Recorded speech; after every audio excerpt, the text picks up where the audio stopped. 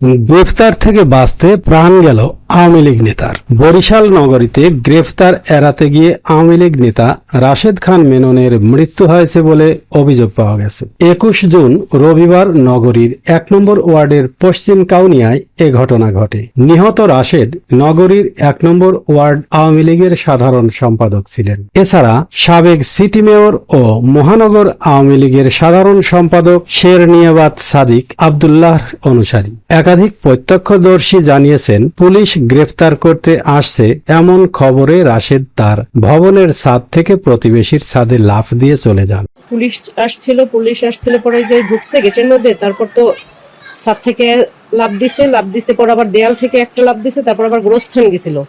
গোরস্থানের ওইখানে যে লাফ দিয়ে পড়ে মাথায় আঘাতও লাগছে, এরকম উপরি পড়ে রয়েছিল।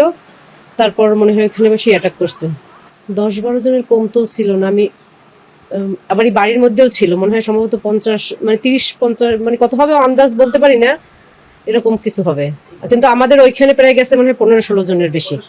সেখান থেকে লাফিয়ে নিচে নামেন। তারপর বাড়ির দেয়াল টপকে বেরিয়ে একটি কাঁচা সড়ক দিয়ে দৌড়ে পালাচ্ছিলেন। এক পর্যায়ে পা পিছলে পড়ে গিয়ে মাথায় আঘাত পান এবং জ্ঞান হারিয়ে ফেলেন। এরপর তাকে উদ্ধার করে হাসপাতালে পাঠানো হলে জরুরি বিভাগের চিকিৎসক মৃত ঘোষণা করেন। রাশেদের বড় ছেলে সোহেল জানান, ঘটনার সময় তিনি বাড়ির বাইরে ছিলেন। তার বাবা পড়ে গিয়ে জ্ঞান হারিয়ে ফেলেছেন এমন খবর জানার পর এসে দেখেন তাকে সিএনজিতে তোলা হচ্ছে।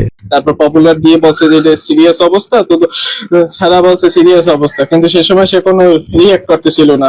তারপর সে জায়গা দিয়ে ছেড়ে বাংলা নিছি, তারপর যাইয়ে তো দেখি যে সে আর বাঁচছে না। তারপর তাকে নিয়ে হাসপাতালে গেলে চিকিৎসক মৃত ঘোষণা করেন। এছাড়াও তার বাবা আগে থেকেই হৃদরোগে আক্রান্ত ছিলেন বলেও জানান সোহেল। কাউনিয়া থানার ভারপ্রাপ্ত কর্মকর্তা ওসি সঞ্জিত নাথ জানিয়েছেন, পুলিশ তাকে খোঁজার জন্য গেছিল তার বাড়িতে, তাকে না পেয়ে হচ্ছে পুলিশ চলে আসছে এই আর কি। পরবর্তীতে আমরা জানতে পারছি যে আরো 1-1.5 ঘন্টা পরে উনি হাসপাতালে গেছে, ওখানে উনি নাকি মারা গেছে আর কি। কার্যক্রম নিষিদ্ধ সংগঠন আওয়ামী লীগের নেতা রাশেদ খান মেনন একাধিক রাজনৈতিক মামলার আসামি। এছাড়াও তিনি সরকার বিরোধী বিভিন্ন কার্যকলাপের সাথে জড়িত ছিলেন। রবিবার দুপুরে গ্রেপ্তার করতে তার বাসায় পুলিশের একটি দল অভিযান চালায়, কিন্তু সেখানে পৌঁছানোর আগেই রাশেদ খান আত্মগোপনে চলে যাওয়ায় তাকে গ্রেপ্তার না করেই ফিরে আসে পুলিশ। পরে জানতে পারেন রাশেদ খান মারা গেছেন।